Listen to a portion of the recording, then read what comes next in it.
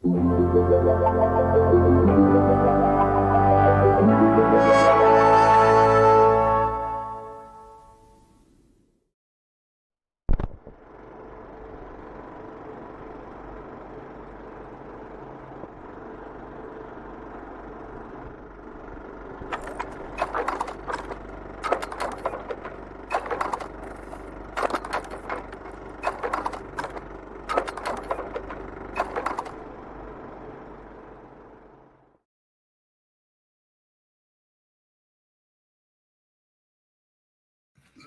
start to the show. Hello, everybody. Welcome to it's JMQs tonight because I am all on my Todd because Drew is off festivaling. So here I am. What can I say? It has been it's been an absolutely gloriously sunny day here in Somerset. Obviously, it was so warm today. That's why I'm wearing a jumper. I was up early, so it was a bit chilly in the morning. And what else to report on? We are starting to have that run into Telford now, which is why I've had to move a couple of projects up the schedule a little bit. So yeah, I know it feels like it's a long way off, but when you're making models, no, it will come along very quickly and bite you on the bottom. So anyway, so with that in mind, we've got a couple of projects tonight that we will talk about, field some of your questions. Also, a reminder that this coming Saturday, the 17th of August, it's the Tamiya takeover at Jadlam in Glastonbury.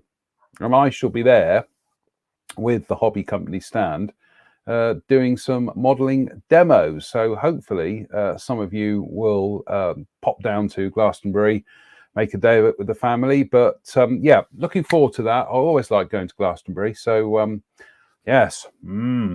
Right.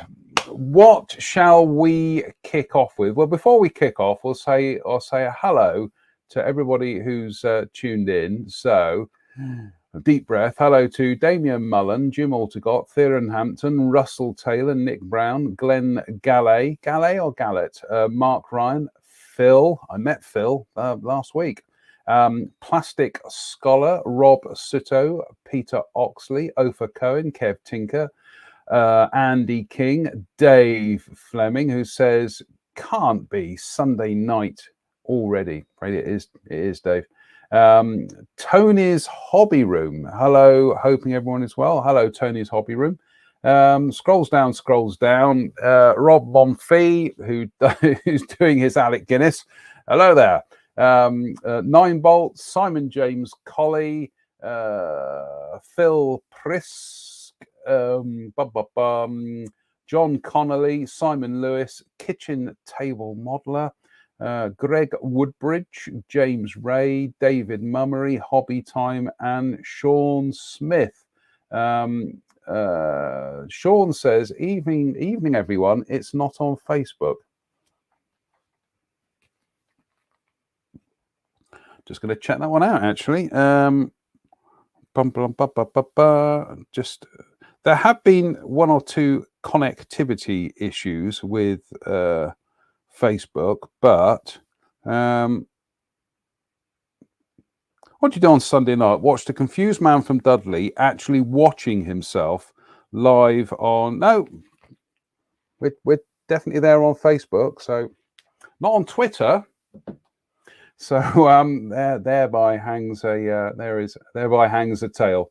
Anne Marie says it's only just come up on Facebook for me. Okay, perhaps it's a little bit of a lag with Facebook tonight. Anyway, right, we have got some projects to talk about. Where should we start? We will start with.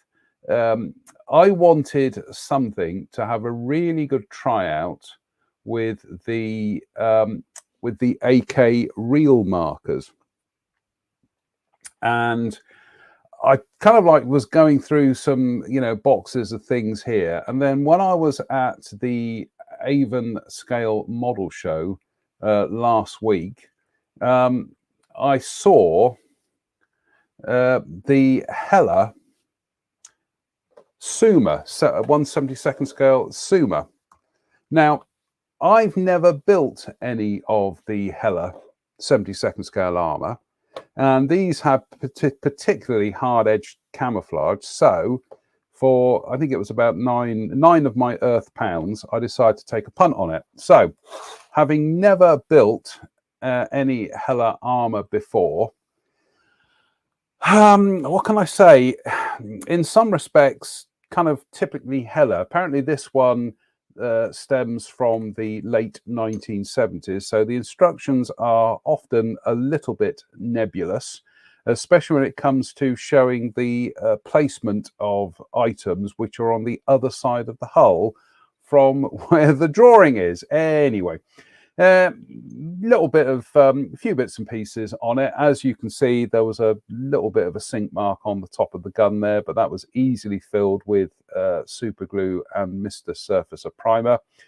I was a little bit concerned about how well the tracks would hold up.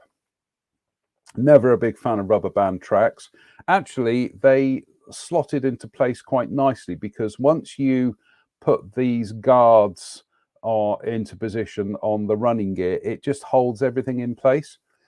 Oops daisy. I did make a point of reinforcing the either and the drive sprocket with a little bit of super glue, but it's not too bad. The tension isn't too bad. So let's go and get the instruction sheet. So the camo for this one, very nice drawings by Hella, by the way.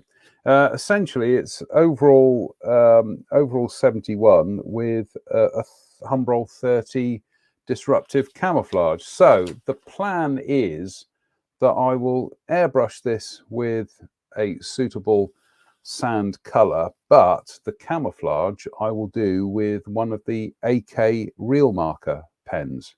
So yeah, it does feel a little bit strange, the concept of using felt tips to paint a model, but I think it's got to be done. We got to try these things in order to in order to see if they work or not. But yeah, that's the AK Real Markers, which were very kindly supplied by our friends over in Glastonbury at JadLam.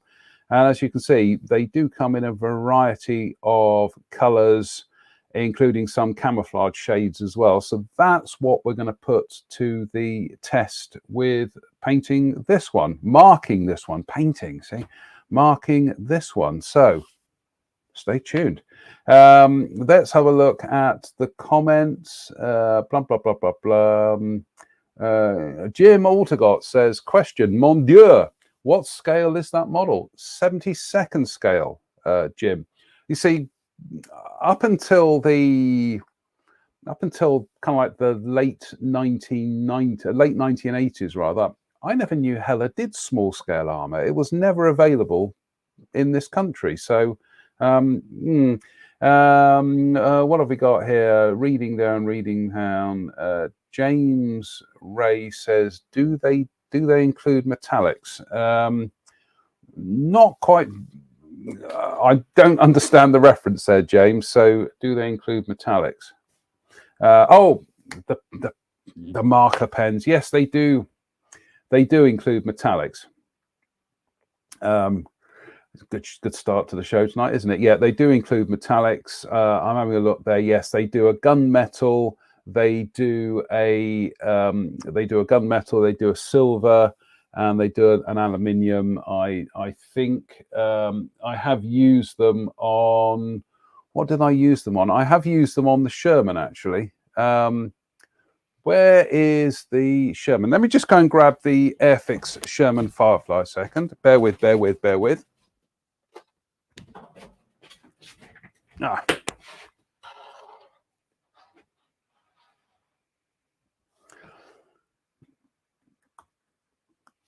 Yep.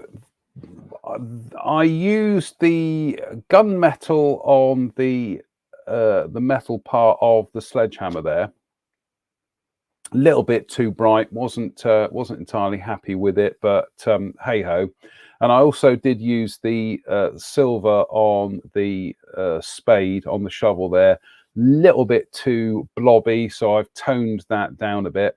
Ironically, the metallic effect you can see on the axe head and the pickaxe there, yeah, done with a 4B pencil. So but other than that, I also used the dark. They do a dark brown color for the chipping on the bin at the back there, and also on the travel lock as well. The travel lock. Somebody commented on that the other week, that why was the travel lock painted black? It was painted black for the simple reason that it was then given a coat of the metallic color. Then I went in with the olive drab pen and just kind of like chipped it. So essentially, when you tilt it to the light, you can see where it's all worn around the edges, where it will rub against the gun barrel. So, and like I say, this is the Airfix quick build Sherman Firefly. It was just an exercise in seeing what we can do with the kit. Given that it is one aimed at, well, it's essentially aimed at kids, really. So as you can see, we've been going to town with mud effects and weathering on the tracks, just to try and disguise its kind of like quick build origins. But having said that, it does look like a Sherman Firefly. And it also makes me realise I definitely do want to build a proper Sherman Firefly at some stage. So but yeah, we've still got some bits and pieces to do on this. This one will run and run. There is no deadline on this, so I will just be adding to it, as and when. But yeah, we have used some of the AK metallics on that, James. So in order to answer your question, scrolls down. Shane says, coming in late, how fine are the marker tips? They are, by and large, Shane, they are remarkably fine.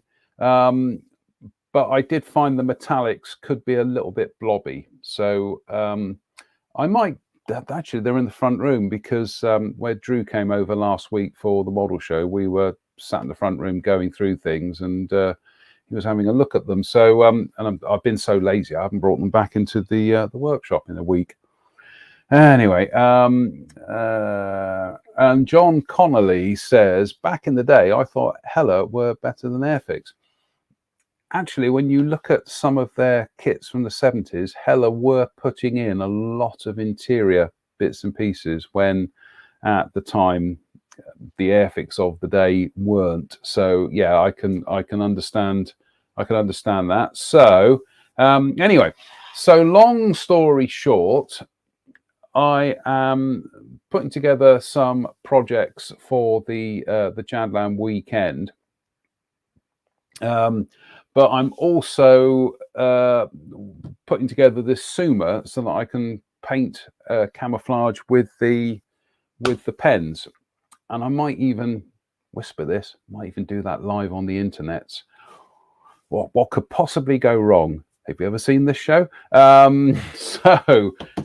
What else are we working on at the moment? Well, I know you're all chomping at the bit to say, what about the 6-wheel Tyrrell? Patience.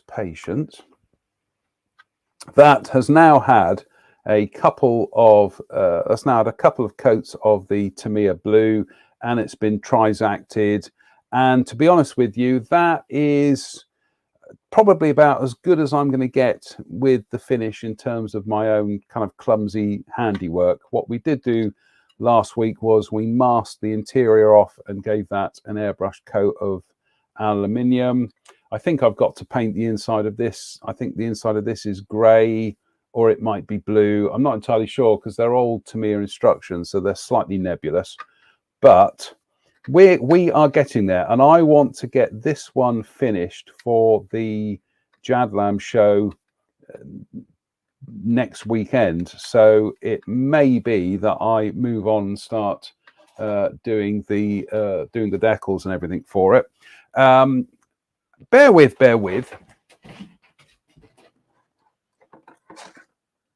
because,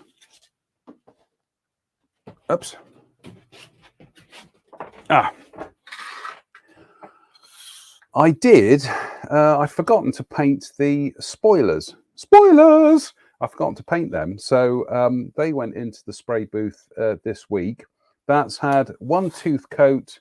That needs to have another coat, but that's had one tooth coat, and then it's been Trisacted. Then it's had a little bit of a wettish coat again. But live on the internet, we've got some Trisact tonight, and here's one I prepared earlier: a dish of water. So live denibbing. So it's following the advice of Mr. Ian Hartup and Ms. Jen Wright. It is just a case of very gently kind of going in there and taking that edge off the paint, smoothing the surface down. Now this doesn't feel like sandpaper. If any of you have ever used this, it's very, you kind of like, you're almost expecting a bit of friction. There isn't. It's a very smooth action, but it's all about flatting the paint down. He said, sounding like an expert, but no, honestly, I am taking lessons from Ian and Jen on this one. But it's about flatting the paint down so that on your next pass with the spray can, you can be a little bit more generous, which is what I did with the body shell. So there's a little bit of just needs a little bit of work on the inside there, just to flat that down a bit. So again, it's taking advice from Ian and Jen. You're not kind of like sanding it. You are very gently just denibbing that surface. And like I say, this is a huge learning curve for me. But this is why I wanted to build some cars, so that, you know, I could get myself out of my comfort zone. And what am I building at the weekend? I think I'm building a Jeep. I think I'm building a Subaru Impreza, and could be one of the new F-35s. Not entirely sure. If not, it's got to be something simple and accessible. So it's not going to be a 32nd scale F-15 Strike Eagle. Let's put it that way. But no, I'm looking forward to that. I always look forward to going down to Glastonbury. If you've never been to Glastonbury, it's absolutely brilliant. It's a bonkers place, but I absolutely adore it down there. I will catch up with the comments in a second, but I just want to denib this upper surface. Now, as you can see there, if I just clean that off a second, get a clean piece of kitchen rag. Now, if you see now, if I tilt that to the light, you can see how it's now gone matte. And essentially, that's where we've kind of like taken that roughness off now. The aforementioned denibbing. And also, if you've never done this, it is so relaxing just to sit here and just very carefully get rid of that upper layer of paint. Like I say, you're not looking to kind of like scrub it. As the advice I got from Jen and Ian was, do it exactly as I'm doing it now, which is very, very slow, very delicate passes. But honestly, it is such a satisfying way of building up a finish on a model. I'll play catch up with the comments. James Ray says the price of the AK markers is remarkably reasonable. They are a lot cheaper than, I don't know what Posca is, but they have a much more limited range. The advantage with Posca is that they offer 7 different thicknesses. Okay, Posca, somebody have to explain that to me. I'm a bit behind the times here. I mean, the thing about these markers is, this is the comment that I made with Drew the other week, is that they're not a new idea. Tamiya were doing marker pens for modelers 40 years ago. So, yeah. And Davros says, evening, Sherman looking really good. I found out that some American tank crews spade over the tools with olive drab to blend them into the body. That's my excuse for not painting them. Yep, absolutely. There's old issue of Airfix magazine I've got, which has got, it's an article on American Shermans, and the markings on these ones are just literally covered in mud. I know it's one of our favorite phrases on this this show, but yeah, they quite literally covered them in mud. What do you do on Sunday night? Watch the confused man from Dudley denibbing a model live on the internet. So we will do something. We'll do some exciting construction stuff in a minute, folks. But I just want to get this, just want to get this kind of like done-ish. And John Conley says, Jay, do you find painting a car more difficult than a figure in terms of gloss coating? I don't gloss coat figures. You have to explain that one to me, John. Do I gloss coat figures? No, I don't. Oh, here we go. Posca are a Mitsubishi pencil company in Japan. Thank you, James. Thank you very much for that. And Mr. Pollard says, good evening. Have a great show. Thank you, Mr. Pollard. That was very kind of you. I'm just having a quick look. Theron says, what is the grit on the Trizac? That's a very good question, Theron. And I'm just reaching into my cabinet here. Oh. So what we've got is, we've got some 3000, which is the big old pad that I bought initially. Then I got some 6000. I was a little bit disappointed that the 6000 was only like a little tiny weeny one, but yeah, it looks like a really weird game of Pac-Man now, doesn't it? But yeah, it's I am constantly scouting eBay to see who's doing the Trizac. But yeah, 3000 and 6000. So at the moment, I do believe that I am denibbing with the 3000, and then we'll kind of go in there with the 6000. Anyway, look, that's enough of this. As you can see, we've taken that kind of slightly kind of orange peely surface off that. That's the principle behind denibbing. Jen explains it so much better than me. She does it professionally. So yeah, don't listen to me, listen to Jen, for goodness sake. But yeah, but well worth the investment, it's got to be said, because as I was referring earlier, that is one of the best gloss finishes I think I've ever managed to achieve. I could probably go over that with a bit more denibbing, but to be honest with you, I want to get some decals on that and then put a lacquer coat on top of that, and then I will denib the lacquer coat. So probably car modelers watching this thinking, oh goodness me, that's a horrible way of painting a model. But yeah, I've got till the deadline for this is the end of the month, but I want to get it finished for the show next week. So but as we constantly say on this channel, it honestly is worth getting out your comfort zone every now and then, because I really don't don't build cars.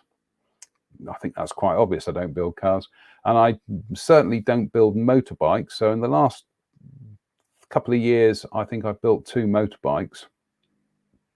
I just like I like that variety. I like the fact that you know, that I'm not building the same thing all the time. Rob Suto says, very good point. He says, speaking of Jen, you need to get back on the show, JM. Working on it, Rob. We're working on it. Jen's very busy. But yeah, I am working on getting Jen back on the show, partly so I can steal some more ideas off of her. So anyway.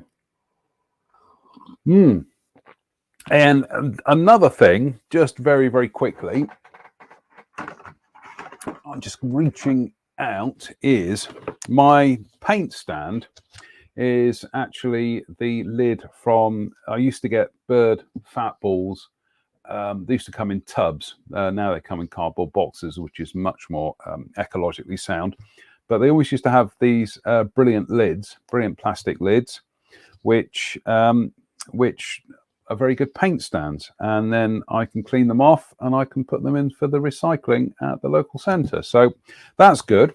So that's, as you can see, with the amount of Tyrrell blue on there, that goes into the spray booth. And then this is a cake cover. I think I might have got this from Poundland a few years ago, back in the days when everything was a pound in Poundland.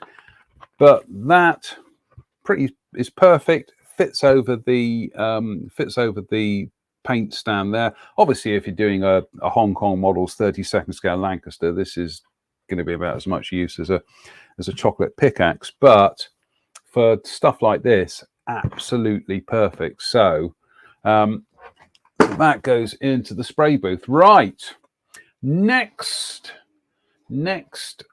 what are we working on? I started cracking on with this over the weekend. I'm going to have to zoom out.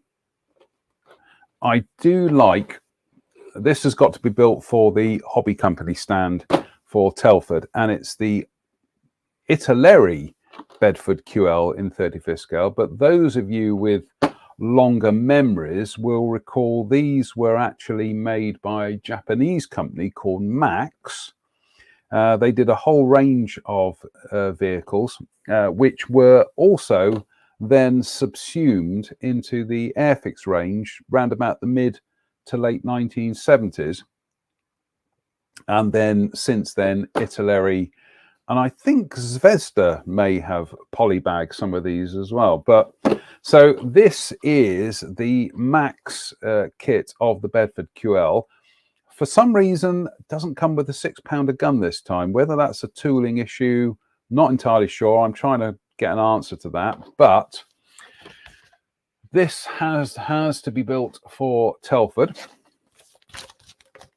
And I did make a start on it last night, namely getting wheels together. And also we've got the engine bits and pieces are together. To be honest with you, I'm not going to do anything with the engine. I'm just going to glue it in place. I'm going to put the rocker cover on it, but I'm going to glue it in place, and that's it. I probably won't even bother painting it metallic colors. It's nothing is really going to be seen on the finished model, and also you know, I'll be weathering it anyway, so I'm really not going to worry about it. And I'm not, cover your ears, folks, I'm not even going to bother, oops, bangs into the camera, I'm not even going to bother cleaning up the seams on this engine. It simply is not going to be seen on the finished model. It just reaches down to grab the instruction sheet. Bum, bum, bum, bum, bum, bum. Yep, once it's in place, there we go.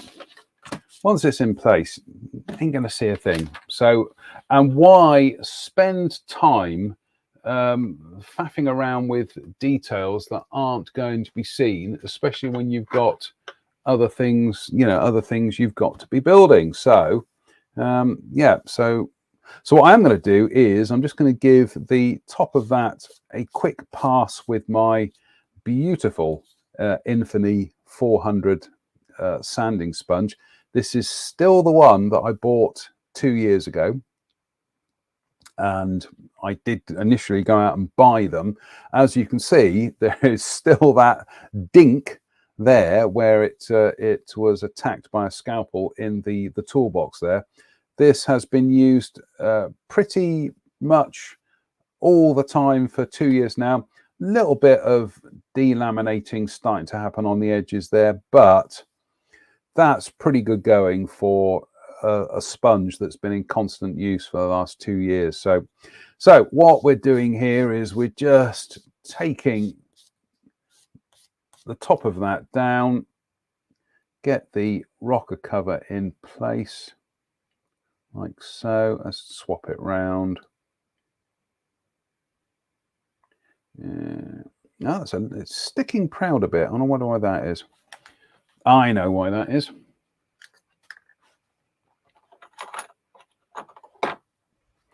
There is an errant, I'm going to zoom in here. There is an errant bit of flash sticking out the end there. So I'm just going to very carefully go in there and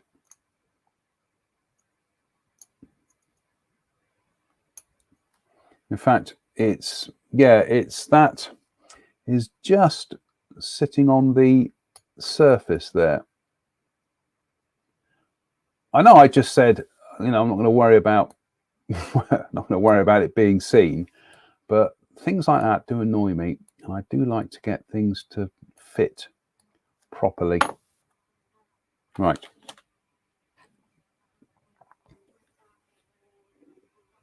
That's better. That's absolutely snug across the top there. So let's get our weapon of choice, which is Tamiya Extra Thin Quick Setting.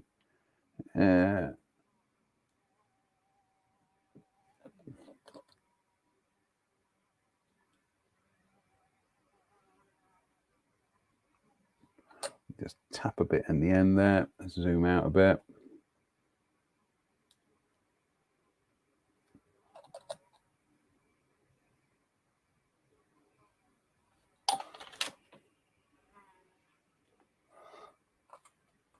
Ah, it's weird. That's not sitting centrally. That just peels it off. Oh right, okay. It turns out you do have to get it a certain way around. It doesn't tell you the instructions there, but never mind. So a little bit of extra thin there, a little bit of extra thin down there, and that will be that for now. So we'll try and get some more bits and pieces of this done tonight, and I will field some of your questions and observations. So let's have a look. Jim says, in North Africa, both sides use mud as camouflage to break up the single colour schemes of German and Allied vehicles. Yep, absolutely.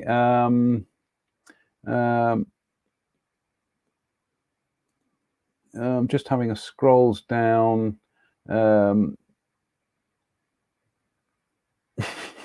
Watching, yeah, I remember this one. Dave Fleming says, watching you do this with the Trizac, the 900 Coats Mustang in the old fine scale modeler begins to make sense. I remember that one. It was guy built a white racing Mustang, and he absolutely beautiful finish. You know, I'm not knocking the finish, but quite labor intensive.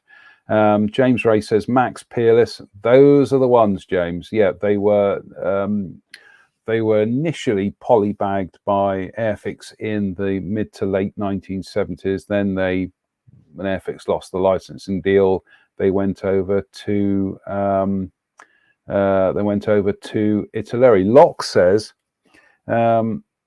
yeah, Italeri re-released the Chevrolet 15 CWT that was originally from the Max Plastic model factory.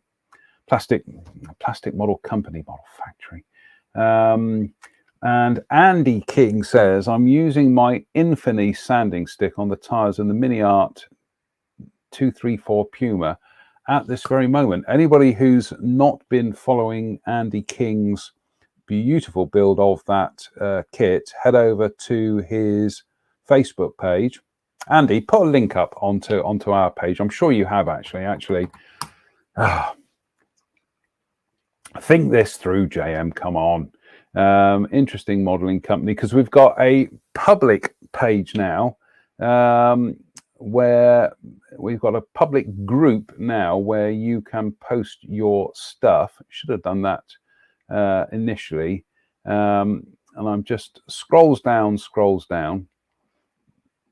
There we go. There's Andy's 234. I gotta say, it does look spectacular, but it does look like there is an awful lot of construction to be done on this one.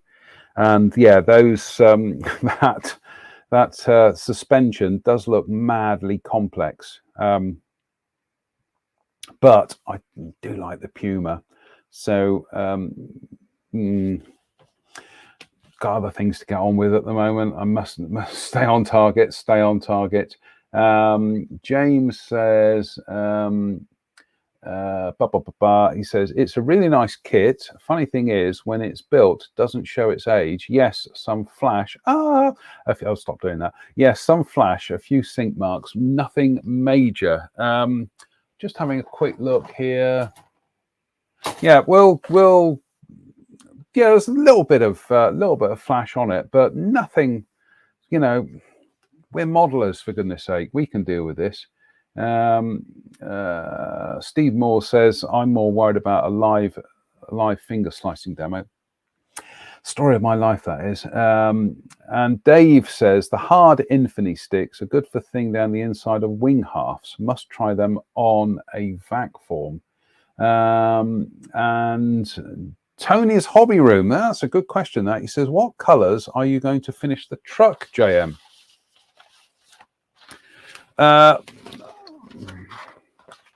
There are three schemes. Essentially, they're all desert schemes. I do quite fancy the one with the disruptive black camouflage on it. I'll show you the set them up. I do quite fancy the one with the disruptive black camo, but I'm also feeling lazy, and bearing in mind that I've got other things that I've got to build for Telford, I might just go for an overall sand one. Needs must when you've got a number of projects to complete. So yeah, I'm gonna sit on the fence and say it's going to be a desert scheme. And James says, got at least 5 of these in the stash, including the Portee. Lox9 says it was released by 5 different companies. Andy King says the Puma will be published on the Modeling News soon, so stay tuned. Absolutely brilliant build. Really, I'm enjoying that one. Shall we build? We got about another 10-15 minutes left, so shall we build a bit more of the Bedford, because this does need making for Telford. And I've got soft spot for Italeri, especially their vintage stuff. Having said that, that new AMX that I started building at Telford last year, absolutely beautiful. You're all saying, why isn't it finished, JM? Still waiting to get a replacement canopy because mine went AWOL at the show. So what are we looking at? I think we'll build the axles tonight. Just looking for the axles on the sprues. Oh, complete mind meltdown here. There they are. So what are we looking at? Let's switch over to the camera there.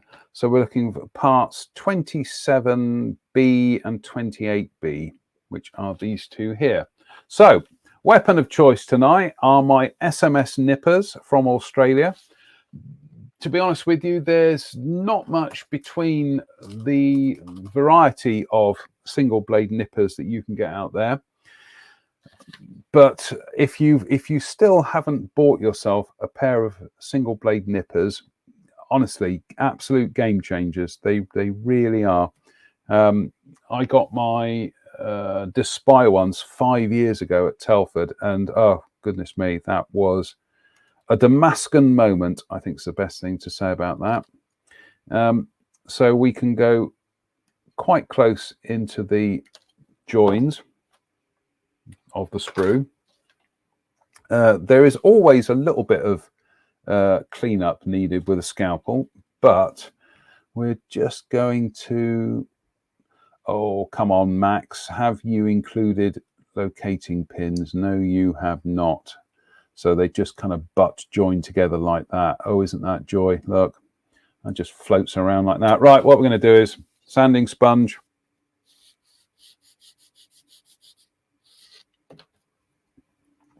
This is always a good practice because it flattens the surface. Obviously, Dave mentioned the hard sticks there. Oh, actually, the hard sticks. For goodness sake, man, you've got some. I've got some right in front of me. 600 grit, 800 grit. No, we want the 400 grit. There we go, 400 grit. That's the hard sanding stick. So shows how often I use these, because I'm always using my 400 grit sanding sponge. So we will, that's better. Yep. So by doing that, it's just taken out any of that kind of roughness of the surface. Still slightly annoying that there aren't any locating pins to positively lock it together. But so what we will do is, keeping our fingers well clear of any surfaces where liquid cement may go AWOL, we're going to align it at the top there. Some extra thin quick setting, and just touch it onto the edges like so. Then at this end, very carefully,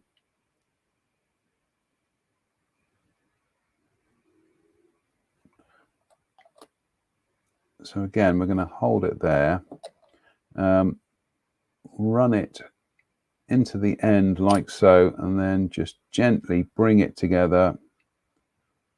I didn't use enough on the other end, actually. That was a good start to the show.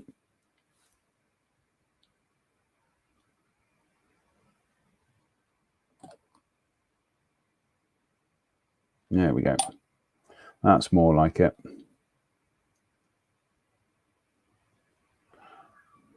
Goodness me, I genuinely, this is unusual for me, not using enough cement here, being too delicate. What did you do on Sunday night? I watched a bloke trying to make a model, and he just didn't put enough glue on it, and it kept falling apart. Is he from Dudley? Yep. That's more like it. And then we'll just flip that round this side. Again, I'm just tilting at the end to make sure we're getting the alignment right. And then we'll just let capillary action do its job.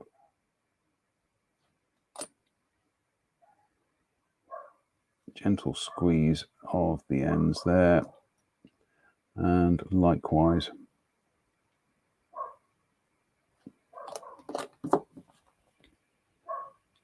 Just making sure that's aligned. That's aligned, yep. And then what we'll do is just a little bit on there. Flip it over.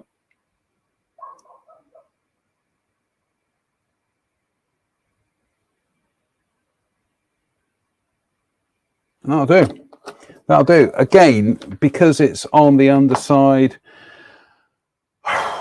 am I going to clean it up? Yeah, I will actually, but I'm not gonna be worrying about complete seam annihilation, because it's just not going to be seen, and the chances are I'll cover it with kind of weathering anyway. So I know, hide it with mud. Hide it with mud. Let's have a look at some of the comments. James says the axles have a tendency to be a little warped. Yeah, that's an understatement.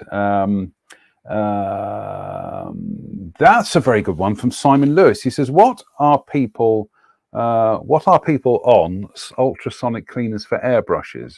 What solution to clear lacquer and acrylics? Very good question, Simon, for the simple reason, whispers it, I don't have an ultrasonic cleaner, but I feel that I should. I can't remember if Drew's got one or not. I feel I should get one in case he hasn't got one, so that I tool one upmanship. But yeah, it is something that I am on the lookout to get. So if people have recommendations for ultrasonic cleaners, yeah, I'm all ears. Andy King says God hand nippers. There we go. God hand nippers. I got some God hand nippers a few months ago after thinking they were a bit of a modeling gimmick. I really haven't stopped using them. Highly recommended, to use an old reviewer's phrase. I will tell the story again. This was Telford 5 years ago. And we were doing modeling demos for the hobby company, and I had some cutters that I was using, and it was the look on Drew's face. It was just abject horror at these butcher's tools that I was using. And he quite literally frog marched me over to the stand to who were selling the Despy nippers, and he just went, buy them. And I'm like, all right. I did. Got back to the stand, uncovered them and whatever. And that first cut was just kind of like, it was genuinely a Damascus moment. And we had people coming up to the stand and they were asking questions about them. And I was going, yeah, have a go with them. And people were picking them up and they were cutting bits of sprue and they were going, honestly, I probably sold out of cutters that day. It was just one of those things where I came back and it was a game changer at the workbench, because I think in that time that I've been using them, I don't think I've broken a delicate piece on a sprue. There they are. I still got them. I still use them for heavy duty stuff or bits and pieces, but no, single blade nippers. Blah blah blah. And Lox9 says Airfix used the same box art as the Max company. Interesting fact, they did. But as far as I know, and I'm prepared to be proved wrong here, I don't think Airfix in the 70s ever issued the Steyr RSO.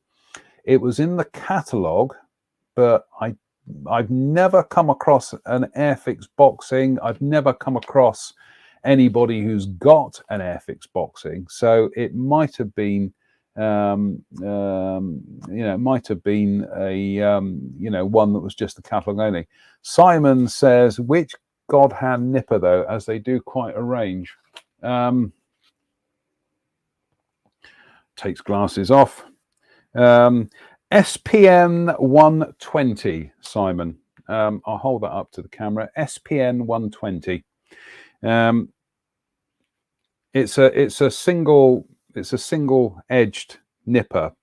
In fact, that was the thing about the SMS ones, was SMS also do a double edged nipper as well, and that's like two very fine blades that come together. And incidentally, God, it might have been viewer David who got me these, the ceramic Stanley knife blades. I haven't got round to using them yet, but I will. So Yeah, do remember to do that. Shall we get another axle together? We've got an axle to grind tonight, and I want to get these. I'm going to call them boring bits, but you know what I mean. They're just not my favourite bits of construction. 36 and 35. Again, absolutely no locating pins on them. So switches over to camera. So again, I'm getting the nippers in there to as close as I can to the actual cut. Oh, it's just lovely the way they slice through the plastic like that. It's much better than trying to kind of go like that. It's with a blade and oh, that's how I used to do things.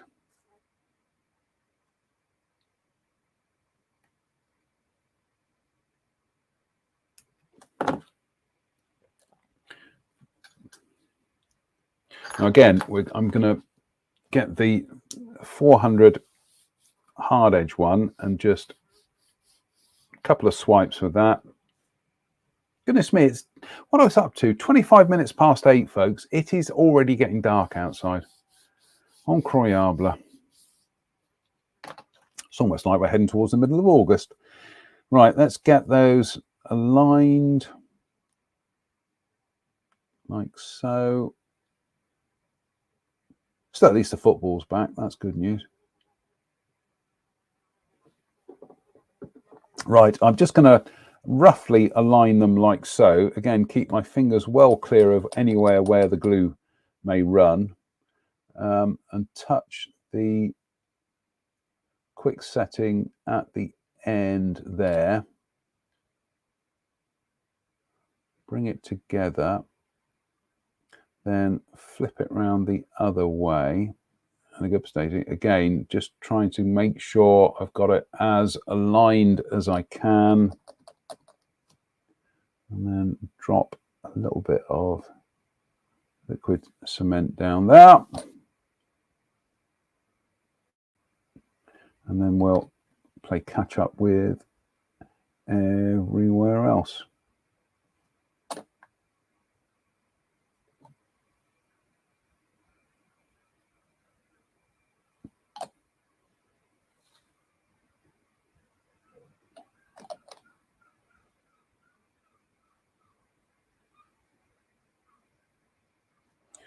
And that will be that.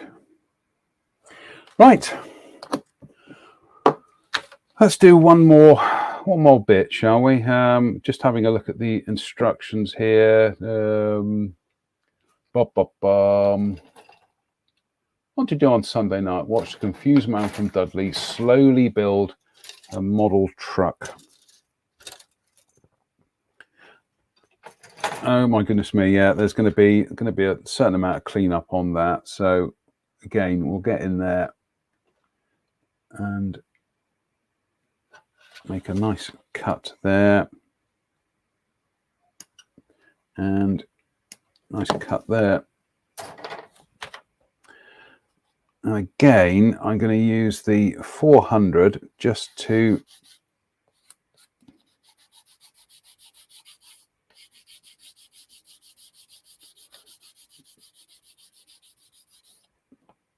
just smooths the edges off there and gets rid of the fact that one there is a little bit,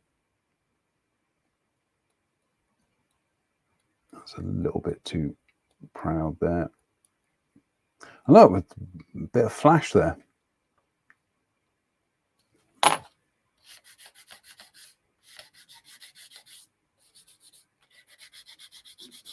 We're coming up towards the end of the show, folks. Goodness me. I managed to pad out an hour of waffle.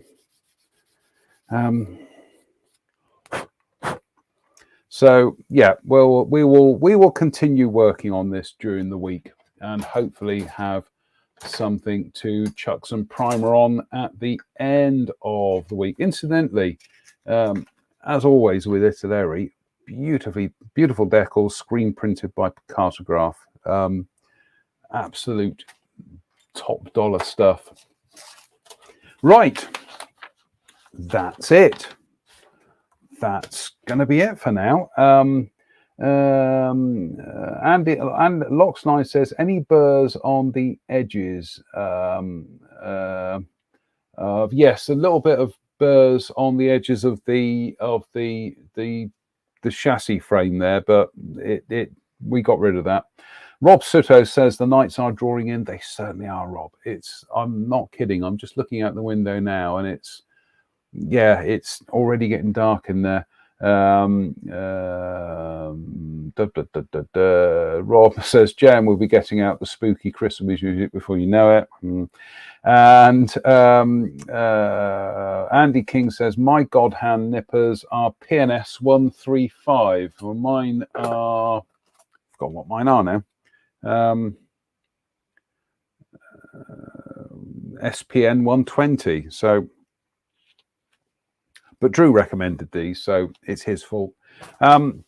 That's it for tonight, folks. We will try and do a pop-up live at some stage because I do feel the need to try these AK reel markers out live on the internet to actually do some camouflage painting with it once I get the little Suma primed and airbrushed and everything. So what I might do is just to quickly go back to the Suma. What I might do with that is I might prime it with some Mr. Color black surfacer and then just kind of use that as a shading element and then start putting the sand color down, but very patchily, and just let the darkness, excellent band by the way, but let the darkness kind of show through. It'll easier to explain by showing than it is by doing it that, trying to describe it. Anyway, that's it, folks. I will leave you to the rest of your weekend. It just remains for me to say thank you for watching. I'm going to go and have a quick cup of barley cup and get prepped for my next show, which is the Ghost Story show. Any other business? Ting, any other business? Yes, I'm gonna do a bit of any other business tonight, because I'll tell you this story very, very quickly.